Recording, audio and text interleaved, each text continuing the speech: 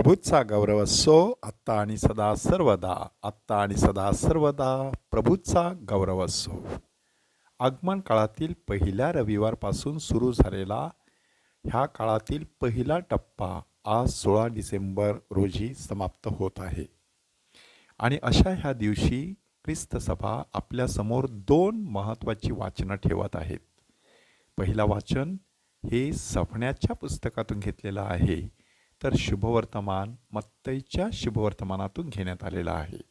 सपन्याच्या पुस्तकातील वाचनाला एक विशिष्ट पार्श्वभूमी लाभलेली आहे.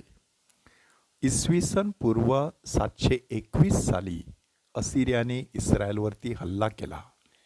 समेरिया किंवा शोम्रोन ही राजधानी धुळीस मिळवली आणि सगळ्या लोकांना, इस्रायली लोकांना त्यांनी असिरिया ह्या ठिकाणी हद्दपारीत नेले आणि असिरियाचे काही लोक त्या ठिकाणी आणून वसवले. त्यामुळे फार मोठी नामुष्की इस्रायलवरती ओढवली. इतकंच नाही तर इस्रायलचे एवढे सगळे 10 वंश पुन्हा कधीच इस्रायलमध्ये पसरले नाहीत.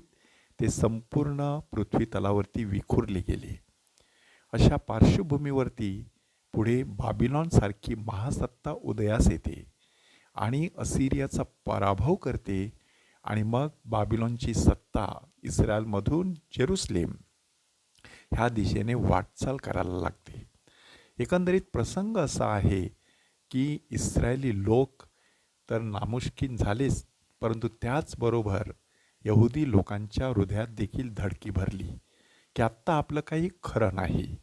आणि त्या पार्श्वभूमीवरती सपन्या नावाचा संदेष्टा आत्ता आपल्याला सुंदर असा संदेश देत आहे. त्या संदेशाला 2 तोंड आहेत. एक तोंड आहे आपल्या शत्रूविरुद्ध शापवाणी उच्चारणारं. दुसरं तोंड आहे आपल्या इस्रायली लोकांना, यहुदी लोकांना धीर देणारं, आशीर्वाद देणारं. अशा प्रकारची या 2 बाजू आजच्या पहिल्या वाचनामध्ये आपल्याला ऐकायला मिळतात. त्यामुळे आपण त्या शब्दांकडे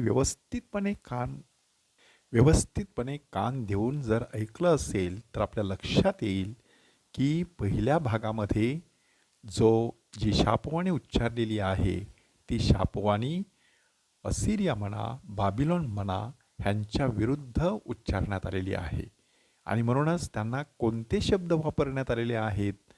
बंडखोर, भ्रष्ट, बलात्कारी, नगरीचा धिक्कार असो. तिने वचन मानले नाही, बोध घेतला नाही, परमेश्वरावरती श्रद्धा ठेवली नाही, ती आपल्या देवासमीप आली नाही. परंतु माझे लोक शुद्ध अशी वाणी मी त्यांना देणार आहे. परमेश्वराची सेवा घडावी म्हणून ते सर्व त्याच्या नावाने एकचित्ताने त्याचा धावा करतील. माझ्या पांगलेल्यांची कन्या मला अर्पण म्हणून आणतील आणि तुला लज्जित होण्याचे कारण पडणार नाही, असं इस्रायलला, जेरुसलेमला, सियोनेला सांगण्यात आलेलं आहे. परमेश्वर यहुदाला अजूनही अभयदान देतो आणि त्यांना सांगतो की तुझ्या उन्नतीचा अभिमान धरणाऱ्यास तुझ्यातून नाहीसे करीन, असे इस्रायलच्या शत्रू राष्ट्रांना सांगून परमेश्वर त्यांच्याबरोबर आहे हे दाखवून देतो. आणि मग मी तुझ्यामध्ये नम्र आणि गरीब लोक राहू देईन. ते परमेश्वराच्या नावावरती श्रद्धा ठेवतील. इस्रायलचे उरलेले जण काही अनिष्ट करणार नाहीत, लबाडी करणार नाहीत, त्यांच्या मुखात कपटी जिव्हा आढळवायची नाही. ते चरतील आणि विश्रांती मिळवतील, कोणी त्यांना भिववणार नाही. काय नक्की धडा घ्यायचा की ह्या दोनोपैकी कोणते शब्द मला लागू पडणार आहेत? परमेश्वर मला आशीर्वाद देणार आहे की त्याचा कोप माझ्यावरती भडकणार आहे? कोणत्या प्रकारचं वर्तन माझ्या जीवनात आहे, मला तपासून पाहिलं पाहिजे. त्यासाठी आजच्या शुभवर्तमानामध्ये एक सुंदर असं क्लू किंवा चिन्ह आपल्याला देण्यात आलेलं आहे की 2 मुलांची ती कथा की वडील थोरल्या मुलाकडे जातो आणि सांगतो, आज द्राक्षामळ्यात जाऊन काम कर. परंतु त्याने सांगितलं मी जातो आणि तो गेलाच नाही. मग त्याने धाकट्याला जाऊन सांगितलं, तो सांगतो मी नाही जात. पण त्याला वाईट वाटलं आणि तो गेला.